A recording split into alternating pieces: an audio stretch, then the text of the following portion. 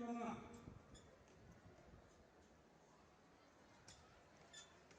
मंच पर विराजमान होते हुए पूज्य महाराज श्री जोरदार तालियों से अभिनंदन पूज्य महाराज श्री परम पूज्य गोरक्षनाथ मिश्र एवं उत्तर प्रदेश के यशस्वी ओजस्वी एवं तपस्वी मुख्यमंत्री पूज्य महाराज श्री पधार चुके हैं बांसगांव की इस वीर भूमि में। आपका अभिनंदन, आपका स्वागत।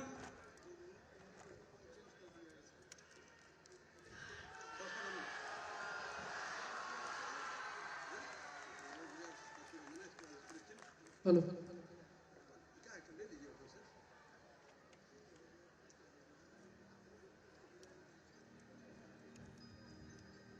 सरस्वती वंदना जल्दी करो।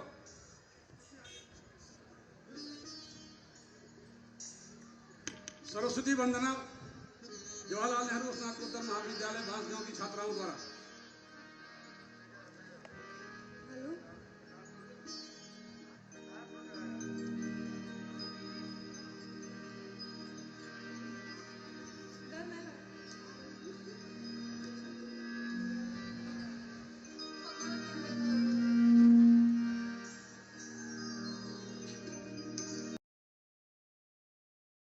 जवाहरलाल नेहरू स्नातकोत्तर महाविद्यालय की छात्राओं द्वारा सरस्वती वंदना। या देवी सर्वभूतेषु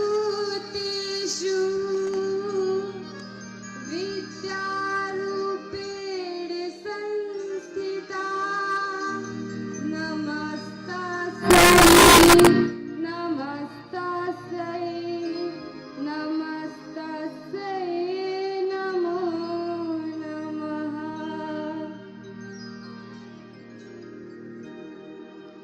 वीणा के बजैया सातों सुर के रचैया हंस पे सवार होके आजा मोरी मैया। वीणा के बजैया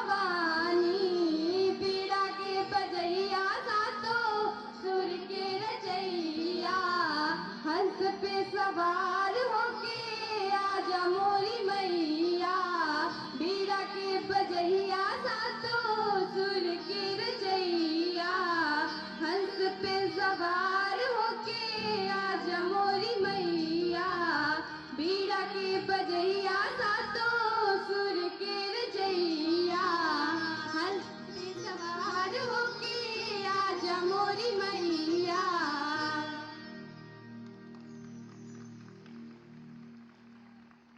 बहुत बहुत धन्यवाद। माँ सरस्वती का वंदन आराधन जवाहरलाल नेहरू स्नातकोत्तर महाविद्यालय बांसगांव की छात्राओं द्वारा।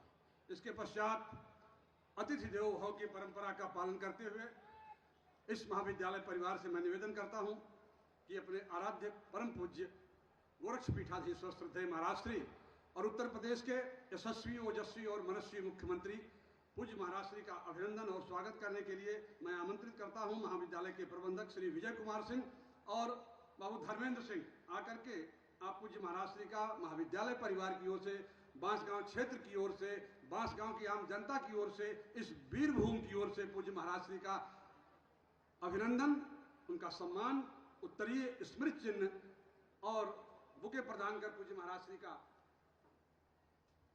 बहुत शानदार अवसर है। महाराज जी, आपकी 3 पीढ़ियां जिस राम जन्मभूमि मंदिर के लिए संघर्ष करती रही हैं, हम सब के आराध्य परम पूज्य गोरक्षपीठाधीश्वर महंत दिग्विजयनाथ जी महाराज, राष्ट्र संत ब्रह्मलीन अवैधनाथ जी महाराज, हम सब के उदारमना अभिभावक, और आपने अपनी युवा तरुणाई को इस राष्ट्र के लिए, राम जन्मभूमि के लिए समर्पित करते हुए जो संघर्ष किया उसका प्रतिफल आज सामने आ रहा है, आपको स्मृति चिन्ह।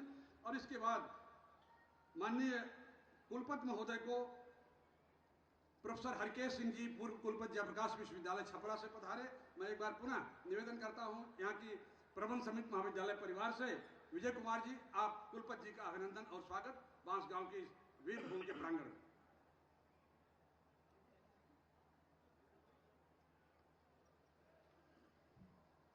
आइए सरवन सिंह।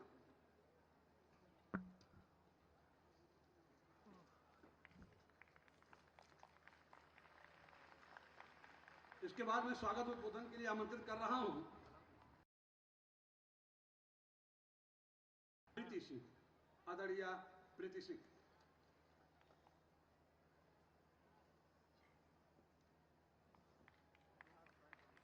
कॉल के लिए तो फिर समय लेना पड़ेगा। आदरणीय प्रीति सिंह, आप यहां पधारें और स्वागत उद्बोधन के लिए।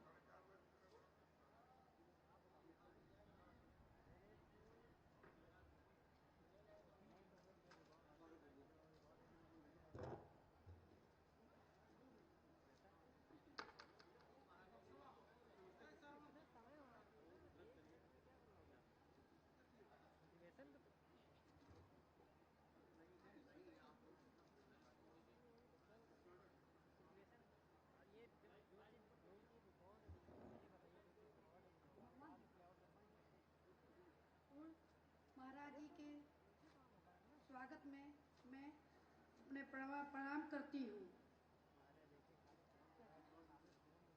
बांसगांव धरती पे मैं उनके आने से प्रणाम करती हूँ। धन्यवाद।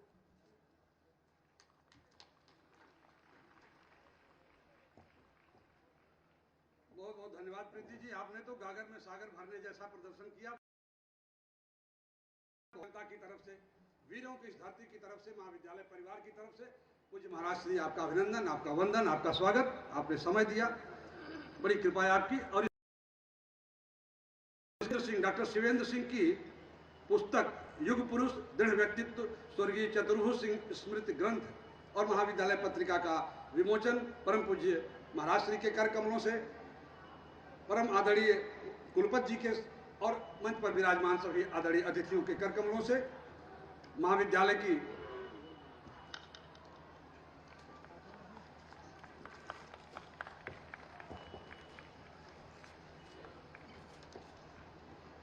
विमोचन का कार्यक्रम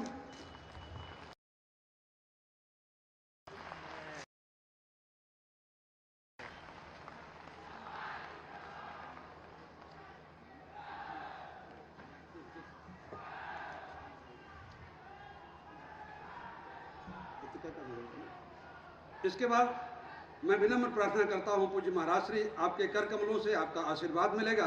इस महाविद्यालय की जो 2 छात्राओं ने स्वर्ण पदक प्राप्त किया था, उनका सम्मान वर्धन, उनका उत्साहवर्धन करने के लिए आपसे विनम्र प्रार्थना। बीए तृतीय वर्ष सर्वोच्च अंक प्राप्त करने वाली छात्रा पुत्री श्री चंद्रभूषण यादव, गुंजेश्वरी प्रसाद स्मृति पुरस्कार। पुरस्कार प्रदाता सेतुबंध रामेश्वर मिश्र। और दूसरी छात्रा है बीकॉम तृतीय वर्ष की शालिनी पांडे। ये दोनों छात्राएं आ जाओ, जल्दी आ जाओ, जल्दी आ जाओ। एकता यादव, गुंजेश्वरी प्रसाद स्मृत मिश्र पुरस्कार। इसके पुरस्कार को देने वाले हैं सेतुबंध रामेश्वर मिश्र। इस बच्ची ने बीए तृतीय वर्ष सर्वोच्च अंक प्राप्त किया है, गोल्ड मेडल प्राप्त किया है। इसको नकद पुरस्कार दिया जा रहा है परम पूज्य महाराज श्री के कर कमलों से। और इसके बाद कुमारी शालिनी पांडे पुत्री श्री उत्तरा पांडे राधे नारायण स्मृत पुरस्कार। पुरस्कार प्रदाता श्री विनोद सिंह, निदेशक रेल कल्प ऊर्जा कारखाना बाराबंकी। कुमारी शालिनी पांडे, बहुत बहुत धन्यवाद। पूज्य महाराज श्री का आशीर्वाद मिला, सौभाग्य आपका। और इसके पश्चात मैं अतिथि के रूप में विराजमान शिक्षाविद और अपनी जीवन शैली से, व्यक्तित्व और कृतित्व से एक कुलपति के दायित्व का निर्वहन करने के पश्चात यहाँ हमारे बीच पधारे हैं। मैं प्रोफेसर हरकेश सिंह जी, पूर्व कुलपति जयप्रकाश विश्वविद्यालय छपरा, आपसे विनम्र प्रार्थना करता हूँ कि आपका उद्बोधन, मार्गदर्शन और पाथवे प्राप्त हो इस प्रांगण को। प्रोफेसर हरकेश सिंह जी।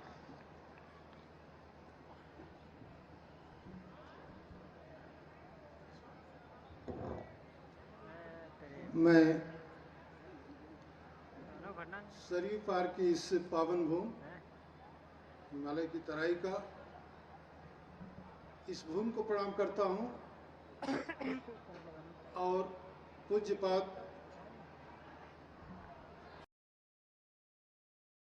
अवतार के रूप में श्री मत्स्यनाथ गोरखनाथ जी से चलकर महंत दिग्विजयनाथ जी, अवैधनाथ जी और पूज्यपाद महाराज श्री जो हमारे बीच हैं, जिनकी कृपा से हम लोग देश में नहीं, देश के बाहर भी संरक्षित महसूस करते हैं। मैं इस भूमि को प्रणाम करता हूँ।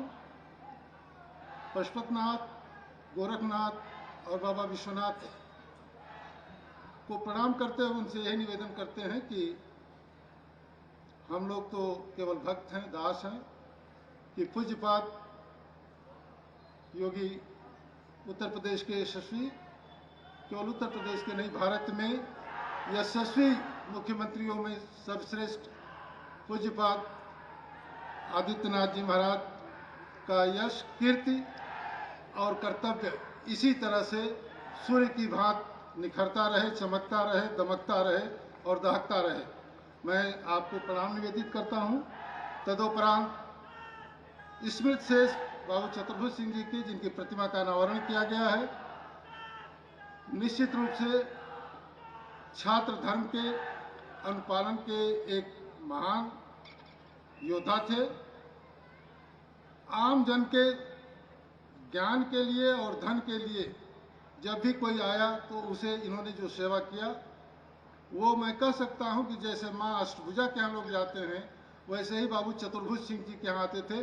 मैं उनको इसमें उनके प्रतिमा को, उनकी प्रतिभा को प्रणाम करता हूं, उनके चित्र और चित्त को प्रणाम करता हूं। तदुपरांत पूज्यपाद महाराज जी के आसपास या अगल बगल इस मंच पर जो भी उपस्थित हैं, एक तो संचालक महोदय स्वयं केवल भगवान नहीं, श्री भगवान है। और सनातन परंपरा में ओम और श्री दो ऐसे शब्द हैं जिनका स्वयं में पूर्णता हो जाती है और वह ब्रह्मांडी पूर्णता हो जाती है।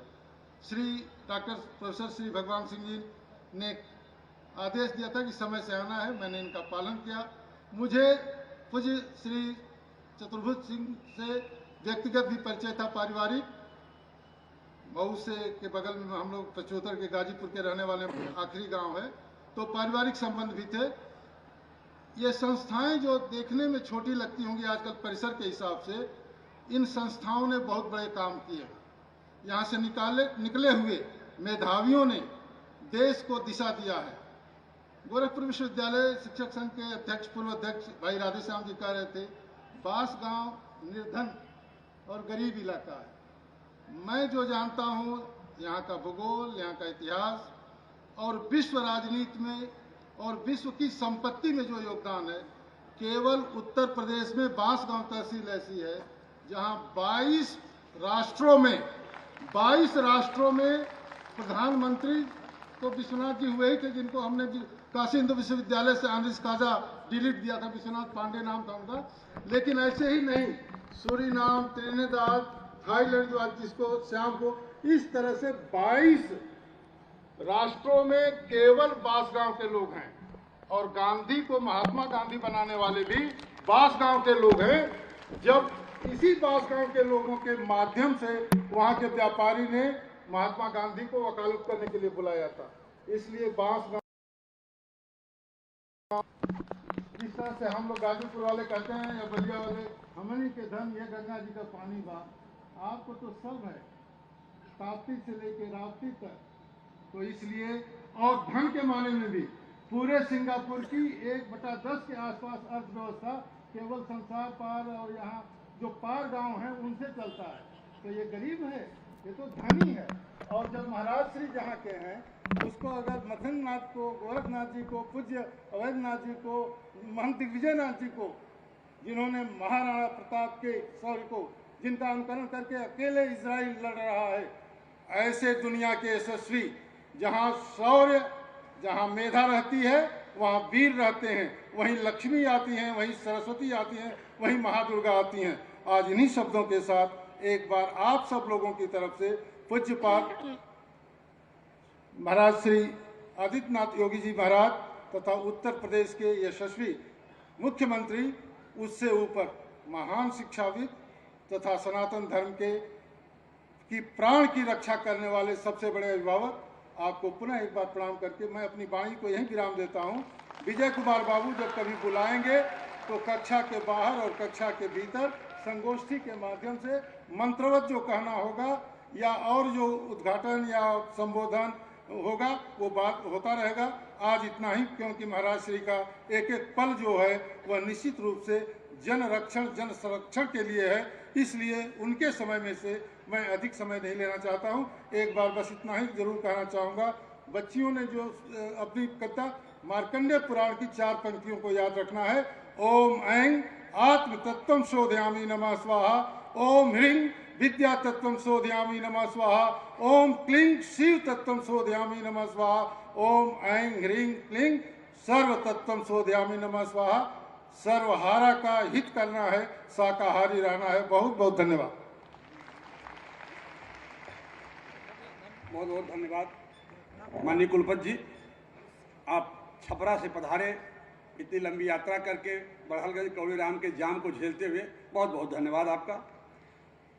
और सज्जनों, ये इस महाविद्यालय प्रांगण के लिए, बांसगांव टाउन एरिया के लिए, बांसगांव परिक्षेत्र के लिए आज का दिन परम सौभाग्य का दिन है कि आज पूज्य महाराज श्री के चरण हमारी इस वीर भूमि पर पड़े हैं।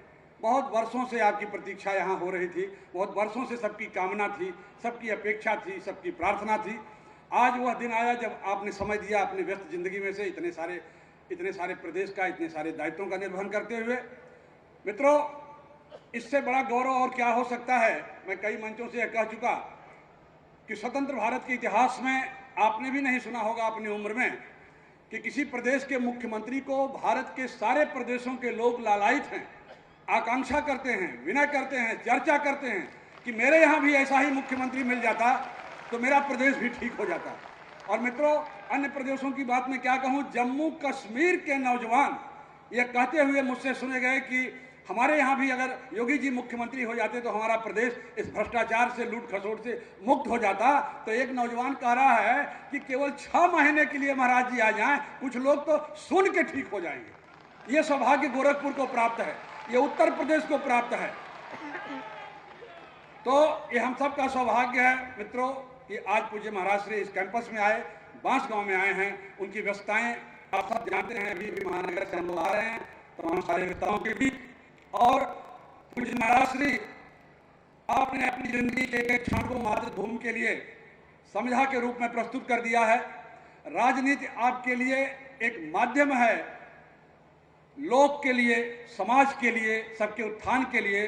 और आपका इन्हीं शब्दों में बांसगांव की इस वीर भूमि पर आपके क्षण क्षण तिण तिण अपनी जिंदगी के एक एक पल को मातृभूमि की तपस्या के लिए संविधा बनाकर प्रस्तुत करने वाले पूज्य महाराज श्री, आपका अभिनंदन, आपका वंदन, आपका स्वागत पूरी जनता की ओर से, पूरे महाविद्यालय परिवार की ओर से, पूरे बांसगांव क्षेत्र की ओर से आपका स्वागत, आपका अभिनंदन। और आपसे आपकी बड़ी कृपा होगी, हमारे इस संपूर्ण जनता को अपना पाथेय, अपना आशीर्वाद प्रदान करने की कृपा करें पूज्य महाराज श्री।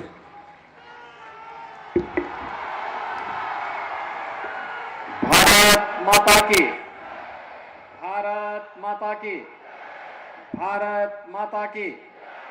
वंदे वंदे वंदे। बाबू चतुर्भुज सिंह जी की इस भव्य प्रतिमा के अभी लोकार्पित होने के अवसर पर आयोजित समारोह में आज यहां पर उपस्थित विशिष्ट अतिथि के रूप में उपस्थित प्रोफेसर हरिकेश सिंह जी, भारतीय जनता पार्टी के क्षेत्रीय अध्यक्ष श्री सहजानंद राय जी,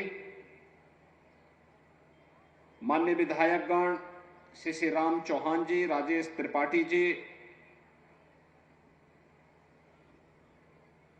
जिलाध्यक्ष युधिष्ठिर सिंह जी, किसान मोर्चा के प्रदेश अध्यक्ष श्री कामेश्वर सिंह जी, पूर्व विधायक राघवेंद्र सिंह जी, उपाध्यक्ष बीज विकास निगम श्री राजेश्वर सिंह जी,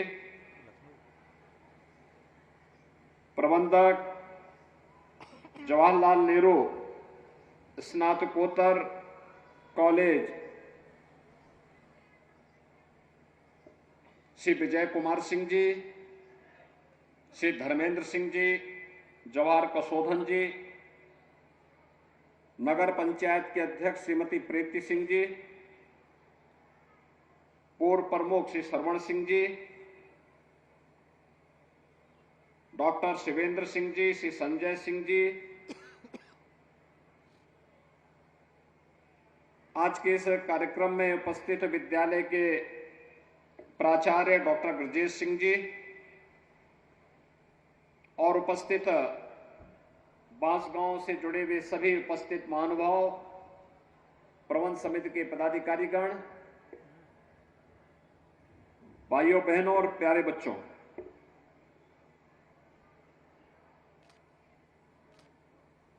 गोरखपुर के प्रमुख समाज सेवी, ब्लॉक प्रमुख के रूप में लंबे समय तक इस विकास खंड में अपनी सेवाएं जिन्होंने विपरीत परिस्थितियों में दी, ऐसे बाबू चतुर्भुज सिंह जी की इस भव्य प्रतिमा का आज स्थापना का कार्यक्रम उन्हीं के द्वारा स्थापित महाविद्यालय के इस प्रांगण में संपन्न हुआ है। पर बाबू चतुर्भुज सिंह जी को उनकी स्मृतियों के लिए मैं नमन करते हुए विनम्र श्रद्धांजलि अर्पित करता हूं।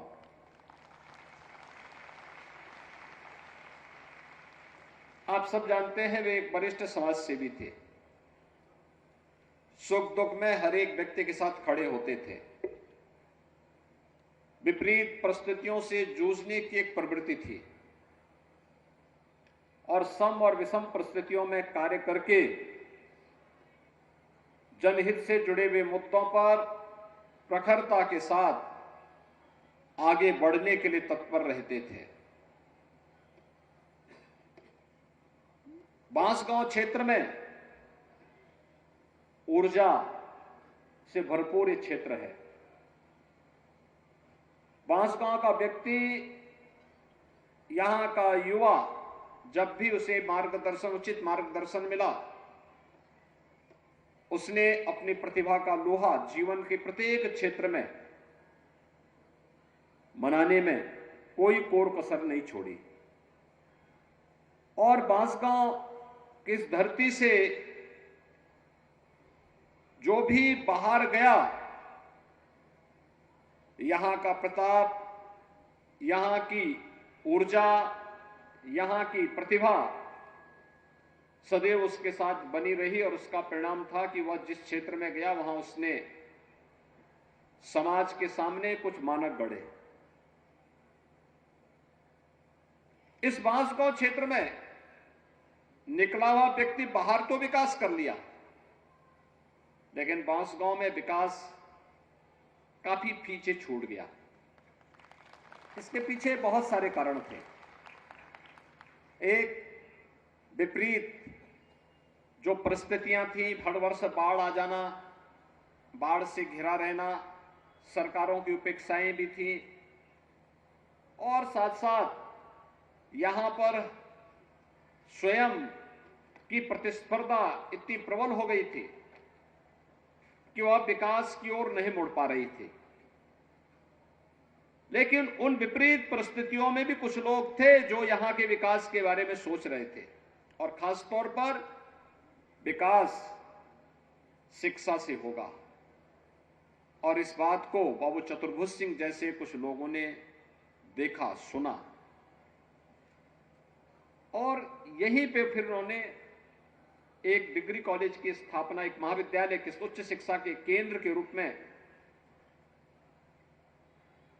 जवाहरलाल नेहरू महाविद्यालय के रूप में स्थापित करने का निर्णय लिया।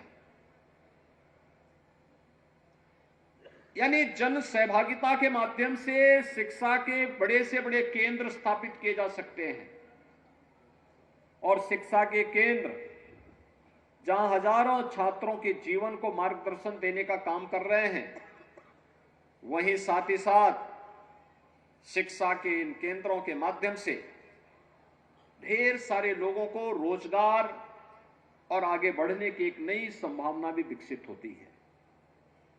जिस कालखंड में सरकार का प्रोत्साहन कम था, उस समय बांसगांव क्षेत्र में डिग्री कॉलेज की स्थापना एक सपना था। भिटोली में कॉलेज था, कौड़ीराम में था, गोरखपुर में था, लेकिन बांसगांव में नहीं था। और बांसगांव में उस समय जस्टिस केडी शाही जी के मार्गदर्शन में, उनके नेतृत्व में, यहां पर बाबू चतुर्भुज सिंह जी ने इस कॉलेज की स्थापना के दायित्व को अपने कंधों में लिया, और देखते ही देखते यहां पे एक महाविद्यालय बना, और आज एक पीजी कॉलेज के रूप में इस क्षेत्र में उच्च शिक्षा के केंद्र के रूप में स्थापित होकर के कार्य कर रहा है।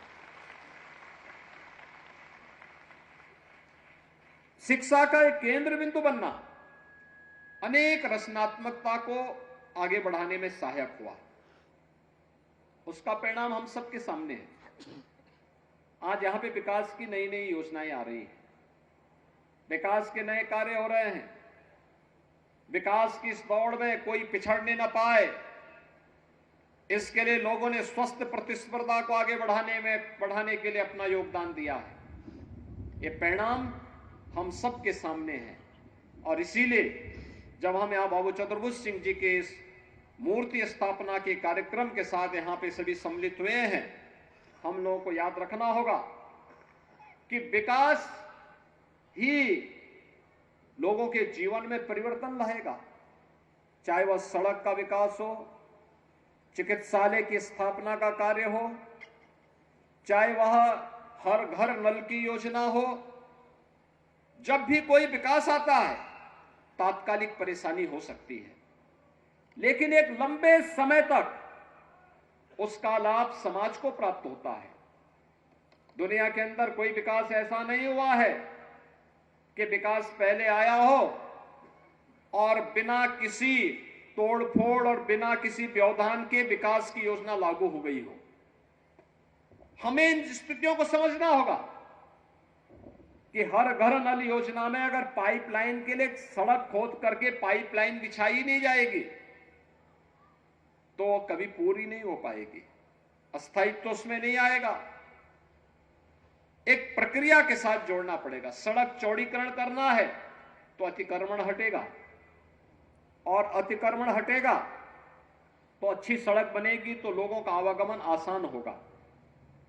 हमें इन बातों को समझना होगा कि जब कहीं पे लैंड मिलेगी तो उसमें शिक्षा के केंद्र भी बनेंगे, स्वास्थ्य के केंद्र भी बनेंगे, टेक्निकल एजुकेशन और वोकेशनल एजुकेशन के भी सेंटर स्थापित होंगे और वहीं पर निवेश भी होगा, उद्योग भी लगेंगे। हमें विकास के इन कार्यों के प्रति एक सकारात्मक रुख अपनाना ही पड़ेगा। इस सकारात्मक रुख का परिणाम हमारे सामने विकास के रूप में आएगा, रोजगार के रूप में आएगा, उस क्षेत्र के लोगों के जीवन में खुशहाली के रूप में आएगा। याद करिए कितना परिवर्तन हुआ। आज से 100 वर्ष पहले, 150 वर्ष पहले, 200 वर्ष पहले यहां की त्रासदी बन चुकी थी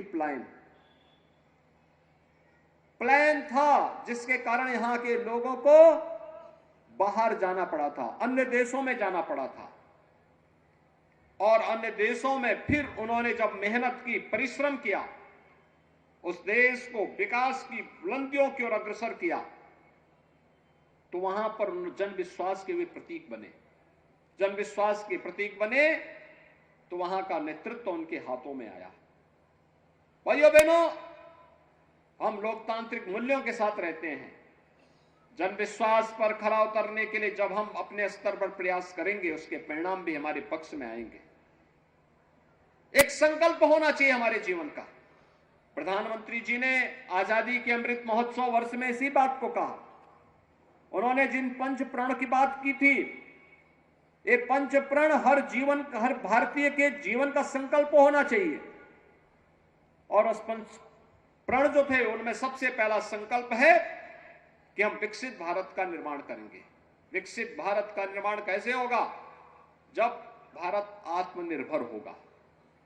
दूसरों पर निर्भर रह करके कोई व्यक्ति विकास नहीं कर सकता, विकास के लक्ष्यों को प्राप्त नहीं कर सकता। विकसित भारत के लक्ष्य को प्राप्त करने के लिए हम लोगों को आत्मनिर्भर बनना पड़ेगा। आत्मनिर्भरता से विकसित भारत का निर्माण। दूसरा, गुलामी के अंशों को सर्वथा समाप्त करना। जो हमारी परंपरा को गौरव की अनुभूति करने से रोकता हो, उससे किनारा करना। गुलामी किसी भी स्थिति में स्वीकार्य नहीं। तीसरा, विरासत पर गौरव की अनुभूति करना। अपने पूर्वजों पर, राष्ट्रीय महापुरुषों पर, देवी देवताओं पर, इन सब पर गौरव की अनुभूति करना। मानबिंदुओं के प्रति सम्मान का भाव रखना, महापुरुषों के प्रति सम्मान का भाव रखना, विरासत को हर हाल में स्थापित करके उससे प्रेरणा प्राप्त करना। और चौथा है कि एकता और एकात्मता के लिए कार्य करना। आज क्या स्थिति हो गई है? जो लोग विकास नहीं चाहते, वे जाति के नाम पे समाज को बांटना चाहते हैं। ये जानते हैं ये जाति का जहर देश की गुलामी का कारण था। ये जानते हैं ये जातिवाद के कारण हमारा देश गुलाम हुआ था। लेकिन फिर भी उस जहर को समाज के बीच में घोलने के लिए कुछ लोग अपने राजनीतिक स्वार्थों के लिए किंचित भी परवाह किए बगैर लगातार उस जहर को घोलने का कुत्सित प्रयास कर रहे हैं। हमें इसके प्रति जागरूक होना होगा। ये जहर किसी का हित नहीं कर पाएगा।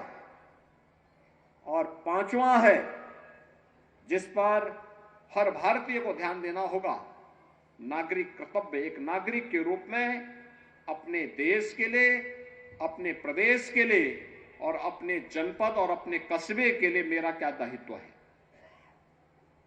मेरा यह मानना है कि जीवन के जिस भी क्षेत्र में जो व्यक्ति कार्य कर रहा है, एक छात्र ईमानदारी से अगर अपने छात्र धर्म का पालन कर रहा है तो ये मान करके चलिए कि वह अपने नागरिक कर्तव्य का पालन कर रहा है। एक छात्र का धर्म क्या है?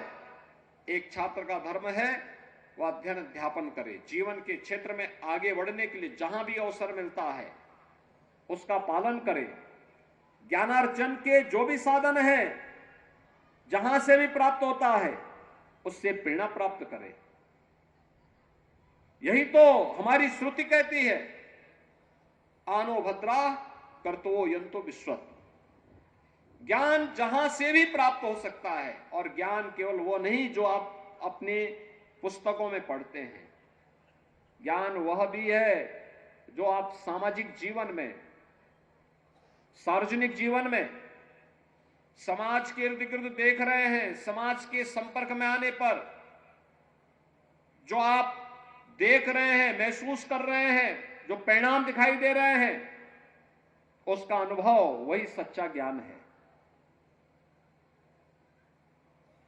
कर्तव्य का पालन, एक नौकर सा अपने कर्तव्य का पालन अपने क्षेत्र में करे, एक शिक्षक अपने क्षेत्र में करे, एक किसान अपने क्षेत्र में करे, एक श्रमिक अपने क्षेत्र में करे, एक व्यवसायी अपने क्षेत्र में अपने कर्तव्य का ईमानदारी पूर्वक निर्वहन कर रहा है, तो फिर कहीं कोई समस्या नहीं। और आज यही हमारे लिए सबसे बड़ा संकट है। अगर 2047 तक जब देश अपनी आजादी का शताब्दी महोत्सव मना रहा होगा, तब हम भारत को दुनिया की एक बड़ी ताकत के रूप में अगर स्थापित करना है, एक विकसित भारत का निर्माण करना है, तो विकसित भारत के लिए नागरिक कर्तव्य से लेकर के गुलामी के अंशों को सर्वथा समाप्त करना, विरासत पर गौरव की अनुभूति करना, एकता और एकात्मता के लिए कार्य करना और आत्मनिर्भर भारत के निर्माण के लिए अहर्निश प्रयास करना, ये सभी प्रयास अगर एकजुट होकर के प्रारंभ होते हैं तो भाइयों बहनों, उसके परिणाम भी हमारे पास आते हैं और हम सब उन परिणामों के कारण अपने देश को दुनिया की एक बड़ी ताकत के रूप में स्थापित करेंगे। अगर हमारा देश विकसित भारत बनता है, याद रखना, एक विकसित भारत, इसमें हर नागरिक के सम्मान की रक्षा की गारंटी है, इसमें हर व्यक्ति के सुरक्षा की गारंटी है, इसमें हर व्यक्ति के लिए रोजगार की गारंटी है, इसमें हर व्यक्ति के लिए सम्मान के साथ जीवन यापन करने का एक अवसर है, एक गारंटी है। और उस गारंटी के साथ आज हम सब आपको जोड़ने के लिए यहां पर उपस्थित हुए हैं। भाइयों बहनों, हमें निरंतर प्रयास करना होगा। जीवन में परिश्रम और पुरुषार्थ का कोई विकल्प नहीं हो सकता। और अब तो हमारी शिक्षण संस्थाओं को राष्ट्रीय शिक्षा नीति को अपने यहां लागू करने में देर नहीं करनी चाहिए। हमारी शिक्षण संस्थान केवल डिग्री बांटने का एक अड्डा न बने, बल्कि शिक्षण संस्थानों को सर्वांगीण विकास का एक माध्यम बनाना चाहिए। हमारे यहां से निकले हुए छात्र छात्राएं जब जीवन के किसी क्षेत्र में जाएं और चौराहे में भ्रम की स्थिति में खड़ा ना रहे, भ्रमित होकर के न रहे, उसका लक्ष्य तय हो। हमारे शिक्षण संस्थानों को उसको राह दिखाना है। और याद रखना, हर राह मंजिल में जरूर पहुंचती है और उस मंजिल में पहुंचने की राह दिखाने के माध्यम हमारी शिक्षण संस्थानों को बनना पड़ेगा। इसके लिए छात्र छात्राओं को मेहनत करनी पड़ेगी, परिश्रम करना पड़ेगा। इसके लिए कभी भी जीवन में लक्ष्य तक पहुंचने के लिए शॉर्टकट का रास्ता आप मत अपनाइए। शॉर्टकट का रास्ता अपनाएंगे वो दुर्घटना का कारण बनेगा और जीवन में स्थायित्व नहीं दे पाएगा। और इसीलिए आज के इस अवसर पर मैं आप सबसे यही कहूंगा, बांसगांव क्षेत्र में ऊर्जा है, प्रतिभा है, पोटेंशियल है। हमें केवल उसे सभी को मिल करके एक सकारात्मक दिशा की ओर आगे ले जाकर के बांसगांव के सर्वांगीण विकास के लिए, इस पूरे क्षेत्र के सर्वांगीण विकास के लिए कार्य करना होगा। उस दिशा में आज यहां पर जो कार्य अपने समय में बाबू चतुर्भुज सिंह जी ने किए थे, एक समाज सेवी के रूप में, एक ब्लॉक प्रमुख के रूप में, वह विस्मरणीय है। मैं इस अवसर पर बाबू चतुर्भुज सिंह जी को विनम्र श्रद्धांजलि अर्पित करता हूं और मुझे विश्वास है कि इस महाविद्यालय से जुड़े हुए सभी छात्र छात्राएं, सभी यहां के शिक्षक बाबू चतुर्भुज सिंह जी के द्वारा और महाविद्यालय के संस्थापकों के द्वारा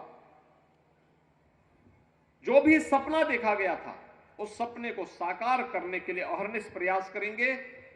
आज के इस अवसर पर एक बार फिर से आप सबके प्रति मैं अपनी शुभकामनाएं देता हूं और मुझे विश्वास है हम सब मिलकर के नए भारत के, नए उत्तर प्रदेश के निर्माण के साथ नए गोरखपुर और बांसगांव के सर्वांगीण विकास को हम तेजी के साथ आगे बढ़ाने में सहायक होंगे।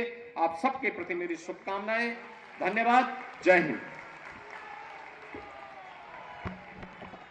बहुत बहुत धन्यवाद पूज्य महाराज श्री, आपकी कृपा, आपका सानिध्य, आपका आशीर्वाद इस महाविद्यालय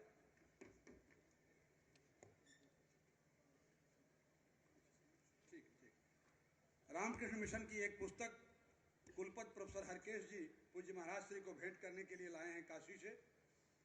आपकी तरफ से रामकृष्ण मिशन की पुस्तक पूज्य महाराज श्री को समर्पित करते हुए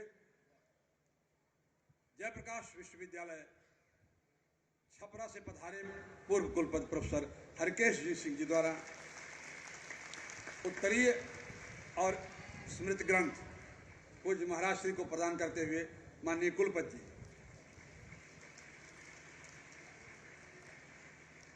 बहुत बहुत धन्यवाद। आप द्वय पूज्य संत, बस आभार ज्ञापन एक। हाँ, श्री विजय कुमार सिंह, प्रबंधक जवाहरलाल नेहरू स्नातकोत्तर महाविद्यालय बांसगांव की ओर से पूज्य महाराज श्री, आदरणीय कुलपति जी और सभी आगतों के प्रति संस्था की ओर से, बांसगांव परिक्षेत्र की ओर से आभार ज्ञापन। श्री विजय कुमार सिंह, प्रबंधक। पूज्य महाराज जी, माननीय मुख्यमंत्री उत्तर प्रदेश, इस महाविद्यालय के संस्थापक, प्रबंधक और मेरे पूज्य पिताजी स्वर्गीय चतुर्भुज सिंह की प्रतिमा का अनावरण ने मेरी प्रार्थना को स्वीकार करते हुए इस महाविद्यालय में पधारने का और मूर्ति का चरण धूली और आपका आशीर्वाद प्राप्त करे। यह महाविद्यालय परिवार की 3 पीढ़ियां कृतार्थ हुई। हम अपने महाविद्यालय परिवार, बांसगांव टाउन एरिया और पूरे बांसगांव क्षेत्र की ओर से आपका विनम्र आभार व्यक्त करते हैं। हमारे शैक्षणिक आमंत्रण सम्मानित